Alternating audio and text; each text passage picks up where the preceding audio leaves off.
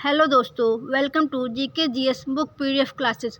आइए आज हम अंकित अवस्थी सर की डेली करंट अफेयर मैगजीन को पढ़ते हैं। आज है डेट 2 दिसंबर 2024। UPSC, state, PCS, SSC, railway, banking, defence और अन्य सभी सरकारी परीक्षाओं के लिए अति महत्वपूर्ण टॉपिक। बीमा क्षेत्र में 100% एफडीआई का प्रस्ताव। केंद्रीय वित्त मंत्रालय ने शुक्रवार को एक परामर्श पत्र जारी किया जिसमें बीमा क्षेत्र में प्रत्यक्ष विदेशी निवेश एफडीआई की सीमा को 74% से बढ़ाकर 100% करने का प्रस्ताव दिया। इससे पहले फरवरी 2021 में इस सीमा को 49% से बढ़ाकर 74% किया गया था। बीमा कानूनों में संशोधन। उद्देश्य: नागरिकों के लिए बीमा की उपलब्धता और किफ़ायती दरों को सुनिश्चित करना, बीमा उद्योग के विस्तार और विकास को प्रोत्साहित करना, व्यापार प्रक्रियाओं को सरल और सुगम बनाना। नेट ओन फंड्स में बदलाव। विदेशी पुनर्बीमाकर्ताओं के लिए नेट ओन फंड्स को 5,000 करोड़ रुपये से घटाकर 1,000 करोड़ रुपये करने का प्रस्ताव। IRDAI की शक्तियों का विस्तार। IRDAI को विशेष मामलों में अंडरसर्व्ड या अनसर्व्ड क्षेत्रों के लिए न्यूनतम 50 करोड़ रुपये पूंजी के साथ कम प्रवेश पूंजी निर्धारित करने का अधिकार मिलेगा। बीमा एजेंटों के लिए खुली संरचना। बीमा एजेंटों को एक से अधिक जीवन, सामान्य और स्वास्थ्य बीमा कंपनियों के साथ समझौता करने की अनुमति मिलेगी। वर्तमान में बीमा एजेंटों को केवल एक जीवन, सामान्य और स्वास्थ्य बीमा कंपनी के साथ समझौता करने की अनुमति है। कानून में संशोधन की आवश्यकता। पहला, पूंजी की आवश्यकता। बीमा उद्योग में हर साल लगभग 50,000 करोड़ की पूंजी लगाना जरूरी है ताकि देश में बीमा पैठ दोगुनी की जा सके। बीमा पैठ का महत्व। बीमा पैठ का अर्थ है बीमा प्रीमियम का जीडीपी के अनुपात में मापन। बीमा कवरेज का विस्तार। बीमा कवरेज बढ़ाकर भारत हर साल लगभग $10 बिलियन की बचत कर सकता है। असुरक्षित आबादी। बड़ी संख्या में भारतीय अभी भी बीमा से वंचित हैं, जिससे उच्च चिकित्सा खर्च जैसे जोखिम बने रहते हैं। IRDA का लक्ष्य 2047 तक सभी के लिए बीमा मिशन के तहत IRDA बीमा उद्योग की चुनौतियों को हल करने के लिए आक्रामक योजनाओं पर काम कर रहा है। देखिए, भारत में बीमा क्षेत्र एक दृष्टि। विश्व में स्थान। भारत उभरते हुए बीमा बाजारों में दुनिया में 5वें स्थान पर है। यह क्षेत्र हर साल 32 से 34% की दर से तेज़ी से बढ़ रहा है। बीमा पैठ। कुल पैठ 2021 से 22 4.2%, 2022 में घटकर 4% हो गया। जीवन बीमा 2021-22 3.2% और 2022-23 में घटकर 3% हो गया। गैर जीवन बीमा 2021-22 और 2022-23 में 1%, कोई बदलाव नहीं हुआ। बीमा कंपनियों की संख्या। जीवन बीमा कंपनियां 25 हैं, सामान्य बीमा कंपनियां 34 है। पब्लिक सेक्टर बीमा कंपनियां। जीवन बीमा क्षेत्र में भारतीय जीवन बीमा निगम LIC एकमात्र सार्वजनिक क्षेत्र की कंपनी है। पुनर्बीमा क्षेत्र। भारत में पुनर्बीमा के लिए केवल एक राष्ट्रीय कंपनी है, general insurance corporation of India GICD। Next topic, भारतीय पर्यटन क्षेत्र का उभरता विकास। हाल ही में केंद्र सरकार ने 23 राज्यों में 40 पर्यटन परियोजनाओं के विकास के लिए 3295 करोड़ रुपये आवंटित किए। पर्यटन विकास के लिए विशेष सहायता योजना के प्रमुख बिंदु। ब्याज मुक्त दीर्घकालिक ऋण। वित्त मंत्रालय ने पूंजी निवेश के लिए विशेष सहायता योजना के तहत ब्याज मुक्त ऋण मंजूरी दी है। यह ऋण 50 वर्षों में चुकाया जाएगा। उद्देश्य: विश्व स्तरीय पर्यटन स्थलों का विकास, वैश्विक ब्रांडिंग को बढ़ावा देना, स्थानीय अर्थव्यवस्था को प्रोत्साहन और रोजगार सृजन। कम प्रसिद्ध स्थलों का विकास। उत्तर प्रदेश का बटेश्वर, गोवा का पोंडा, आंध्र प्रदेश का गांडीकोटा और गुजरात का पोरबंदर जैसे कम प्रसिद्ध पर्यटक स्थलों का विकास। नए परियोजनाओं की पहचान। 23 राज्यों में 40 नई पर्यटन परियोजनाओं का चयन किया गया। योजना की संरचना। यह योजना प्रमुख विकास क्षेत्रों पर केंद्रित है, जिनमें शामिल है वाहन स्क्रैपिंग प्रोत्साहन, शहरी नियोजन सुधार, पुलिस कर्मियों के लिए आवास, राष्ट्रीय एकता को बढ़ावा देने के लिए यूनिटी मॉल परियोजना। इसके अलावा यह पंचायती और वार्ड स्तर पर डिजिटल सुविधाओं से युक्त पुस्तकालयों की स्थापना का समर्थन करती है, जिससे शैक्षिक पहुंच भी सुधार हो सके। योजना के उद्देश्य: आर्थिक विकास, मांग को बढ़ावा देकर और रोजगार सृजन कर अर्थव्यवस्था को प्रोत्साहित करना। प्रमुख परियोजनाओं में तेजी: जल जीवन मिशन और प्रधानमंत्री ग्राम सड़क योजना जैसी योजनाओं को राज्य की वित्तीय सहायता से तेज करना। शहरी सुधार, शहरी नियोजन और वित्तीय सुधारों को प्रोत्साहित करना ताकि शहरों में जीवन स्तर और शासन गुणवत्ता को बेहतर बनाया जा सके। भारत में पर्यटन क्षेत्र की प्रगति। पर्यटन क्षेत्र की उपलब्धियां। भारत की विशेषता: भारत प्राचीन सभ्यता और संस्कृति विविधता का प्रतीक वैश्विक पर्यटन का पसंदीदा केंद्र बन रहा है। रोजगार: 2022-23 में पर्यटन क्षेत्र में 76.17 मिलियन नौकरियां सृजित हुई हैं, जो 2021-22 में 70.04 मिलियन थी। वैश्विक रैंकिंग। यात्रा और पर्यटन विकास सूचकांक 2024 में भारत 119 देशों में 39वें स्थान पर। महत्वपूर्ण आंकड़े: विदेशी पर्यटक आगमन 2023 में 9.24 मिलियन, 2022 की तुलना में 43.5% वृद्धि। विदेशी मुद्रा आय 2.3 लाख करोड़, 65% वृद्धि। घरेलू पर्यटन यात्रा 2023 में 2509.63 मिलियन, 2022 में 1731.01 मिलियन। सरकार की पहल। बजट: फाइनेंशियल ईयर 2025 में 2,479 करोड़ रुपए आवंटित। इंफ्रास्ट्रक्चर निवेश 7,000 करोड़ रुपए निवेश। योजनाएं: देखो अपना देश, प्रसाद स्वदेश 2.0, उड़ान, वाइब्रेंट विलेज प्रोग्राम। नई पहल: साहसिक और विशेष पर्यटन का प्रोत्साहन, ई वीज़ा की सुविधा, पर्यटकों के लिए 24/7 बहुभाषी हेल्पलाइन, पर्यटक दीदी और पर्यटन मित्र कार्यक्रम। नेक्स्ट टॉपिक: मनरेगा जॉब कार्डों का विलोपन। महात्मा गांधी राष्ट्रीय ग्रामीण रोजगार गारंटी अधिनियम (MGNREGA) के तहत श्रमिकों के जॉब कार्ड से हाल ही में हुई बड़ी संख्या में कटौती ने काम के अधिकार और कार्यान्वयन में पारदर्शिता को लेकर गंभीर सवाल खड़े कर दिए। सिर्फ 22-23 में ही 5.53 करोड़ रुपए से अधिक श्रमिकों को हटाया गया, जो 21-22 के मुकाबले 247% की बढ़ोतरी दर्शाता है।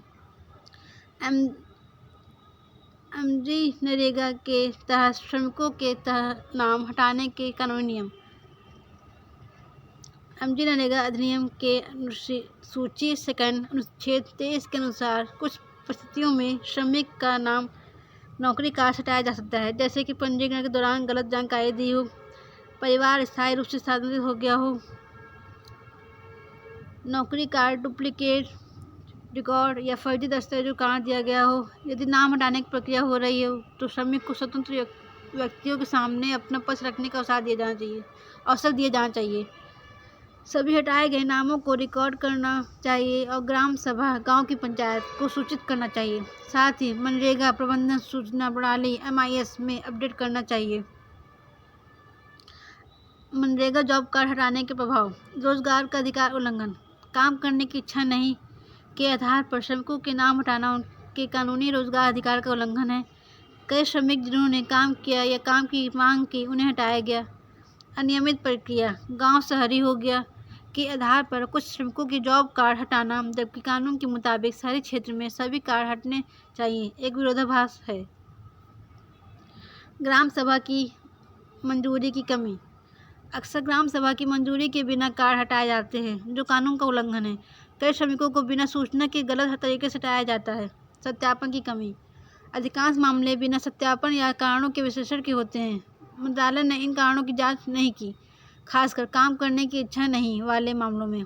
आर्थिक प्रभाव: काम करने की इच्छा नहीं जैसे कारणों से श्रमिकों का नाम हटाना विशेष रूप से उच्च ग्रामीण बेरोजगारी दर के मद्देनजर उनकी आजीविका के अवसरों को नष्ट करता है। डेटा से जुड़ी चिंताएं: डाटा में वृद्धि दिखाती है कि ABPS पर अधिक ध्यान केंद्रित होने से शायद ये हटाने की प्रक्रिया वास्तविक कारणों से ज़्यादा अनुपालन के लिए की गई हो सकती है। मनरेगा योजना क्या है? परिचय। महात्मा गांधी राष्ट्रीय ग्रामीण रोजगार गारंटी अधिनियम 2005 में पारित किया गया था कि इसका उद्देश्य ग्रामीण क्षेत्रों में रोजगार प्रदान करना है और कानूनी गारंटी के तहत मजदूरी रोजगार सुनिश्चित करना है। इस योजना का उद्देश्य ग्रामीण क्षेत्रों में आजीविका सुरक्षा बढ़ाना है। यह योजना ग्रामीण घरों के वयस्क सदस्यों को हर वित्तीय वर्ष में 100 दिन का रोजगार प्रदान करती है। पात्रता। लक्षित समूह। यह योजना उन सभी ग्रामीण परिवारों के लिए है जिन्हें रोजगार की आवश्यकता है और जो अकुशल श्रमिक कार्य करने के इच्छुक हैं। पंजीकरण। आवेदक अपने आवेदन ग्राम पंचायत में जमा करते हैं। ग्राम पंचायत पंजीकरण के बाद रोजगार कार्ड जारी करती है, लेकिन इसके लिए सत्यापन आवश्यक है। प्राथमिकता। रोजगार की मांग करने वालों में से कम 1/3 महिलाएं होनी चाहिए। रोजगार की शर्तें। रोजगार कम से कम 14 दिन तक लगातार चलना चाहिए। सप्ताह में अधिकतम 6 कार्य दिवस होने चाहिए। रोजगार प्रावधान। रोजगार समय सीमा। ग्राम पंचायत या ब्लॉक कार्यक्रम अधिकारी को आवेदन के 15 दिनों के भीतर कार्य प्रदान करना चाहिए। कार्य आवेदनकर्ता के गांव से 5 किलोमीटर के भीतर होना चाहिए। परिवहन और जीवन यापन भत्ता। यदि कार्य 5 किलोमीटर से अधिक दूरी पर है तो अतिरिक्त 10% मजदूरी परिवहन और जीवन यापन खर्च के रूप में दी जाती है। बेरोजगारी भत्ता। यदि रोजगार 15 दिनों के भीतर नहीं मिलता है तो बेरोजगारी भत्ता दिया जाता है। पहले 30 दिनों में मजदूरी दर का 1/4 और बाद के दिनों में आधी मजदूरी बेरोजगारी भत्ते के रूप में दी जाती है। स्वीकृत कार्य। जल और भूमि विकास, संरक्षण और वर्षा जल संचयन, वृक्षारोपण और सूखा प्रूफिंग, वृक्षारोपण और सूखा प्रतिरोधी कार्य, स्वच्छता, शौचालय और कचरा प्रबंधन, सिंचाई और कृषि आधारभूत संरचनाएं, नहरें, तालाब और सिंचाई कार्य। एशियाई विकास बैंक ADB के बोर्ड ऑफ गवर्नेंस ने जापान के मसातो कांडा को बैंक का 11वां अध्यक्ष चुना है। वे मौजूदा अध्यक्ष मसात्सुगु असाकावा का स्थान लेंगे, जो 23 फरवरी 2025 को पद छोड़ेंगे। मसातो कांडा मिस्टर यीन के नाम से प्रसिद्ध हैं। एशियाई विकास बैंक के अध्यक्ष पद से जुड़ी प्रमुख जानकारियाँ। नए अध्यक्ष का कार्यकाल। मसातो कांडा 24 फरवरी 2025 को एशियाई विकास बैंक के अध्यक्ष का पदभार ग्रहण करेंगे। ADB के अध्यक्ष का कार्यकाल 5 वर्षों का होता है और उन्हें पुनः चुने जाने की अनुमति है। अध्यक्ष चयन प्रक्रिया। ADB के अध्यक्ष का चुनाव बोर्ड ऑफ गवर्नेंस द्वारा किया जाता है, जिसमें स्वदेश देशों के वित्त मंत्री अपने देश का प्रतिनिधित्व करते हैं। भारत की ओर से केंद्रीय वित्त मंत्री Nirmala Sitharaman board of governance में भारत प्रतिनिधित्व करती हैं, जबकि अजय सेठ वैकल्पिक गवर्नर हैं। अध्यक्ष चुने जाने के लिए बहुमत हासिल करना अनिवार्य है। प्रत्येक देश के वोट का मूल्य उसके ADB में इक्विटी शेयर के अनुपात में होता है। महत्वपूर्ण शेयर धारक और वोटिंग प्रक्रिया। जापान और अमेरिका ADB के सबसे बड़े शेयर धारक हैं। दोनों की इक्विटी हिस्सेदारी 15.6% है। चीन 6.4% के साथ तीसरे और भारत 6.3% के साथ चौथे स्थान पर है। जापान का वोट मूल्य 15.6% और भारत का 6.3% है। ADB का अध्यक्ष का इतिहास।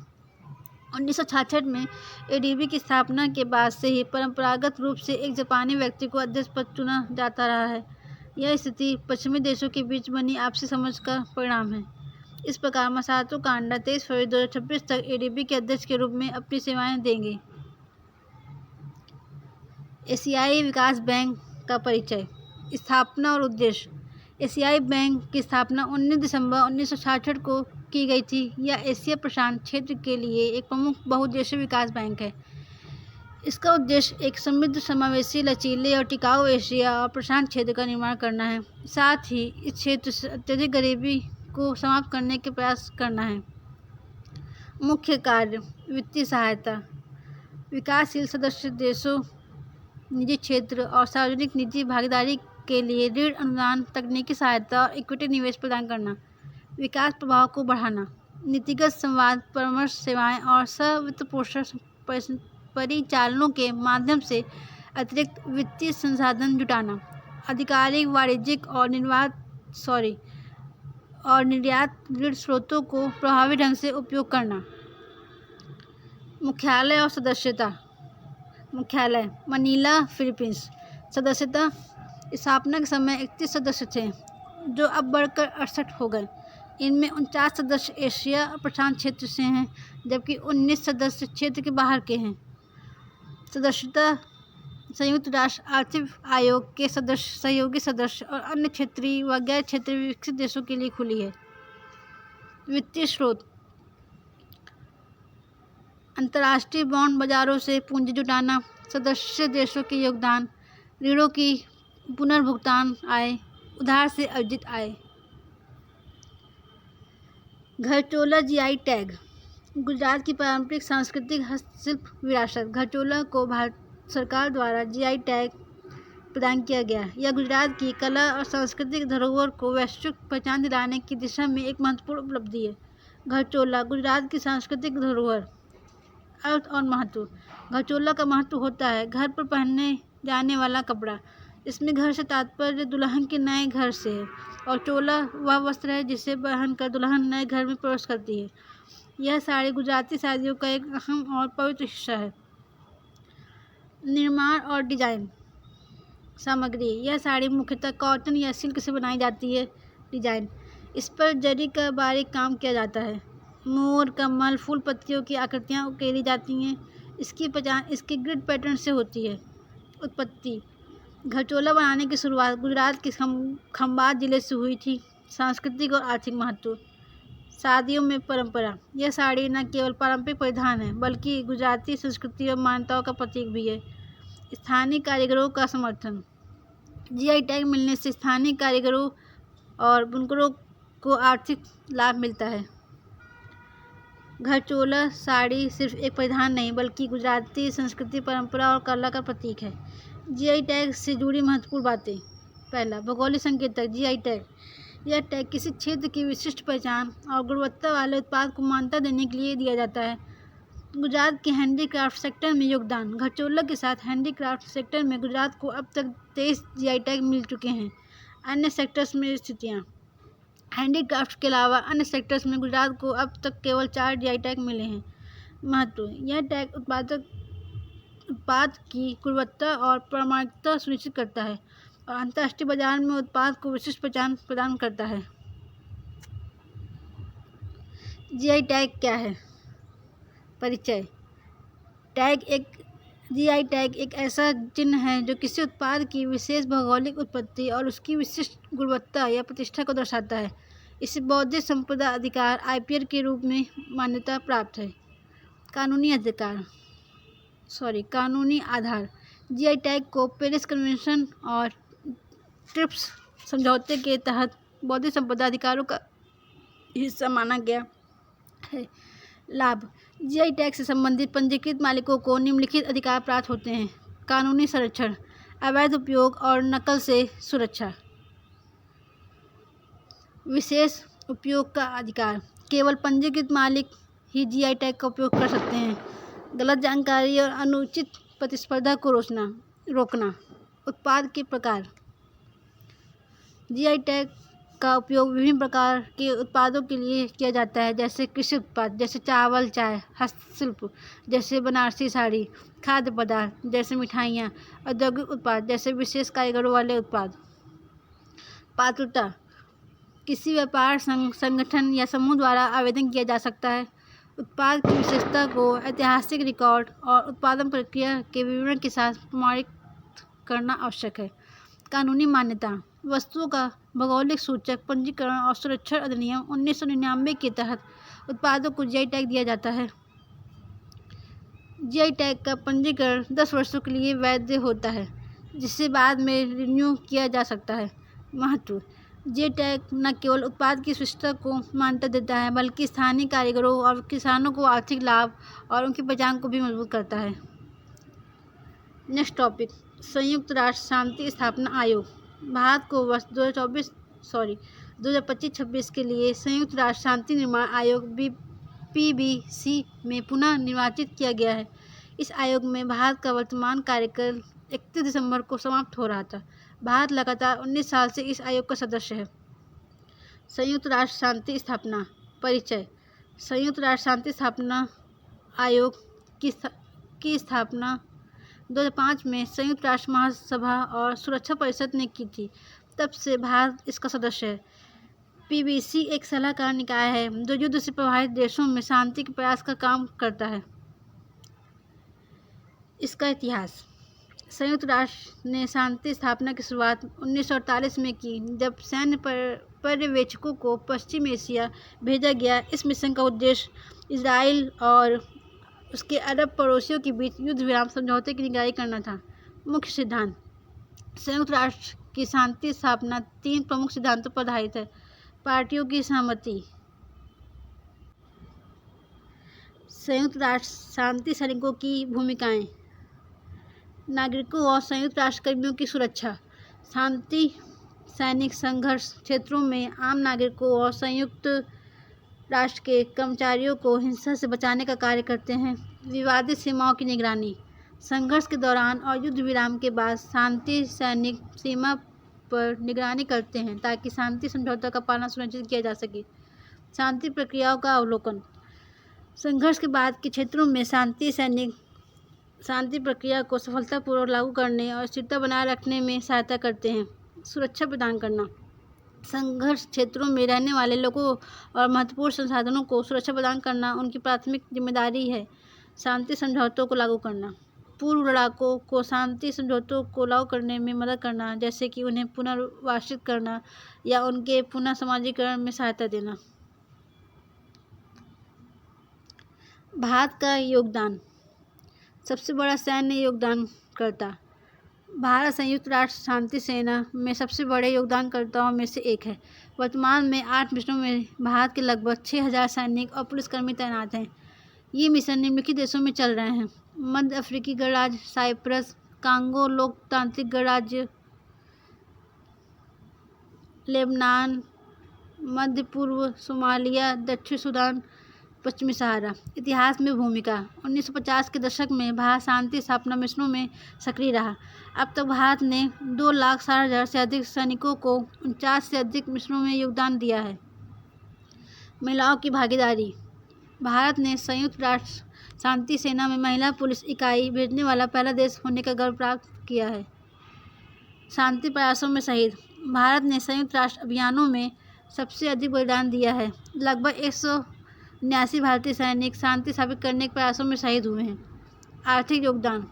भारत आर्थिक रूप से भी शांति स्थापना अभियानों में योगदान देता है। Next topic, GDP report.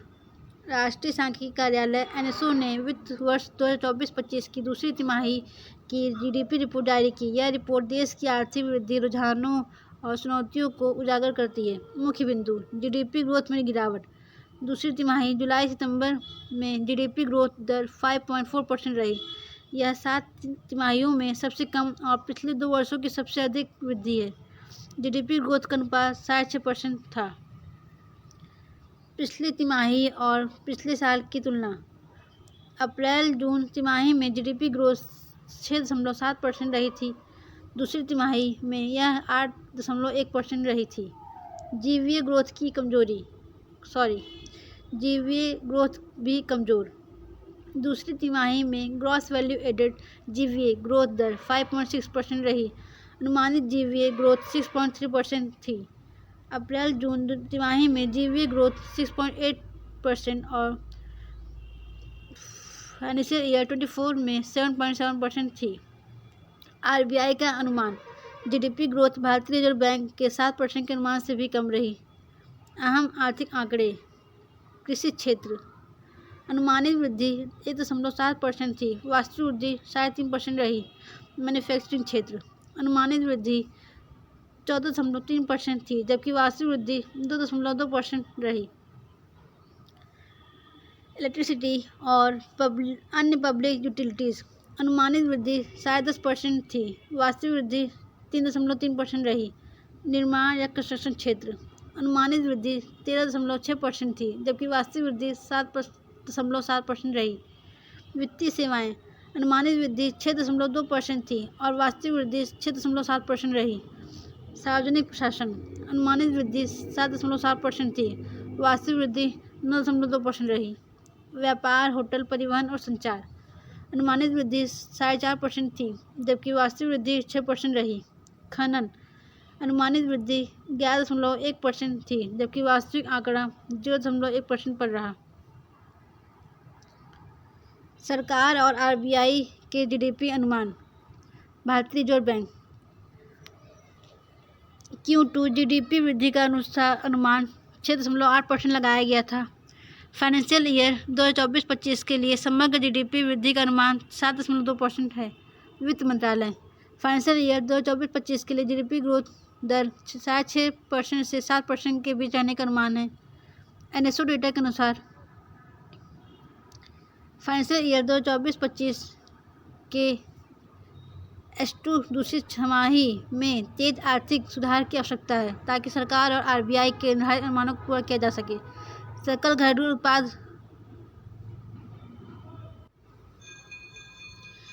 घरेलू उत्पाद जीडीपी किसी वित्तीय वर्ष में एक देश की घरेलू सीमा के भीतर उत्पादित सभी अंतिम वस्तुओं और सेवाओं के कुल मूल्य को मापता है। महत्वपूर्ण वाक्यांश। अंतिम वस्तुएं और सेवाएं, जीडीपी में केवल अंतिम उत्पादों और सेवाओं को शामिल किया जाता है। मध्यवर्ती वस्तुएं जैसे कच्चे माल को इसमें शामिल नहीं किया जाता ताकि वह दोहरी गणना से बचे जा सके। घरेलू अर्थव्यवस्था के भीतर इसमें देश की भौगोलिक सीमा के भीतर उत्पादित सभी वस्तुएं और सेवाएं शामिल होती हैं। इसमें देश में काम करने वाले विदेशी नागरिकों का उत्पादन और देश के नागरिकों का घरेलू योगदान शामिल होता है। Next topic, federal bureau of investigation. America के नवनिर्वाचित राष्ट्रपति डोनाल्ड ने अपने करीबी विश्वास पात्र काश पटेल को संघीय जांच ब्यूरो एफबीआई के निदेशक जैसे शक्तिशाली पद का कमान दिया। एफबीआई एक महत्वपूर्ण एजेंसी है जो अमेरिका की सुरक्षा और कानून व्यवस्था बनाए रखने में प्रमुख भूमिका निभाती है। एफबीआई के बारे में जानकारी। पूरा नाम फेडरल ब्यूरो ऑफ इन्वेस्टिगेशन। स्थापना 1908 में ब्यूरो ऑफ इन्वेस्टिगेशन के रूप में स्थापना। 1935 में इसका नाम बदलकर फेडरल ब्यूरो ऑफ इन्वेस्टिगेशन रखा गया। मुख्यालय वाशिंगटन डीसी, अमेरिका। मुख्य कार्य इसका राष्ट्रीय सुरक्षा की रक्षा, आतंकवाद और विदेशी खतरों से अमेरिका को सुरक्षित रखना, जांच, साइबर अपराध, संगठित अपराध, सार्वजनिक भ्रष्टाचार और नागरिक अधिकारों के उल्लंघन की जांच, सहायता, अन्य कानून प्रवर्तन एजेंसियों को सहायता और प्रशिक्षण प्रदान करना। एफबीआई की मुख्य शाखाएं, आपराधिक जांच विभाग, बैंक डकैती, जबरन वसूली और नकली नोटों से जुड़े मामलों की जांच, आतंकवाद रोधी विभाग, अमेरिका में आतंकवादी हमलों की जांच और उनकी रोकथाम, साइबर विभाग, साइबर अपराध जैसे कंप्यूटर हैकिंग, पहचान की चोरी और ऑनलाइन धोखाधड़ी की जांच, गुप्तचर विभाग, अमेरिका की सुरक्षा के लिए खतरनाक गतिविधियां जैसे जासूसी और विदेशी खुफिया ऑपरेशनों की निगरानी और जांच, विज्ञान और प्रौद्योगिकी शाखा, जांच और संचालन में तकनीकी और वैज्ञानिक सहायता प्रदान करना, उपलब्धियां, प्रमुख अपराधों की जांच और अभियोजन में सफलता, राष्ट्रीय सुरक्षा को मजबूत करने में योगदान, फॉरेंसिक और तकनीकी विशेषज्ञता का विकास, कानून प्रवर्तन एजेंसियों के अधिकारियों को उन्नत प्रशिक्षण प्रदान करना। सीमाएं केवल संघीय अपराधों की जांच कर सकता है। संसाधनों और पारदर्शिता को लेकर सीमाएं, गोपनीयता और नागरिक अधिकारों के हनन से संबंधित विवाद। नेक्स्ट टॉपिक, हरिमाऊ शक्ति 2024।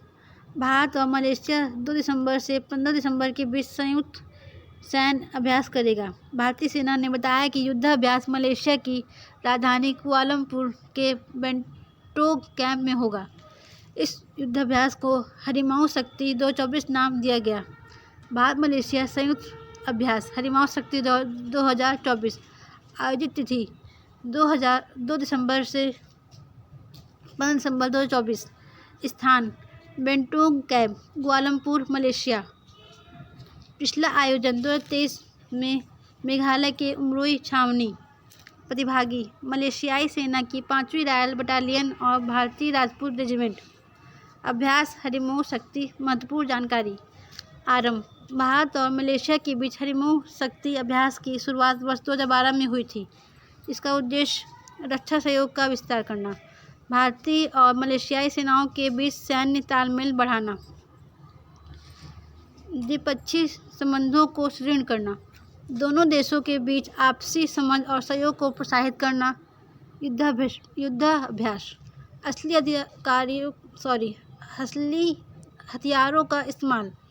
हथियार गोला बारूद का प्रयोग असली युद्ध की तरह होता है। डमी टारगेट का उपयोग। सफ़ेद रंग के कपड़े के साथ डमी टारगेट सेट किए जाते हैं। इन टारगेट पर अलग अलग दूरी से फायरिंग की जाती है। आतंकी ऑपरेशन की तैयारी। डमी आतंकी ठिकाने बनाए जाते हैं। पूरे क्षेत्र को घेर कर सेना आतंकियों को बाहर निकलने से रोकती है। Helicopter operation. जवान हेलीकॉप्टर से उतरकर घरों के अंदर सावधानी से घुसते हैं। सेना के कुछ जवान आतंकियों की भूमिका निभाते हैं और उन्हें जिंदा पकड़ने का अभ्यास होता है। संयुक्त अभ्यास का प्लान। संयुक्त बलों का पूर्वाभ्यास। जंगल, अर्धशहरी और शहरी परिवेश में बलों के नियोजन का अभ्यास। खुफिया जानकारी का प्रबंधन। जानकारी एकत्र करने, मिलान और प्रसार का अभ्यास। ड्रोन और हेलीकॉप्टर का उपयोग। ड्रोन, यूएवी और हेलीकॉप्टरों के इस्तेमाल का अभ्यास। Thank you for watching. इसका PDF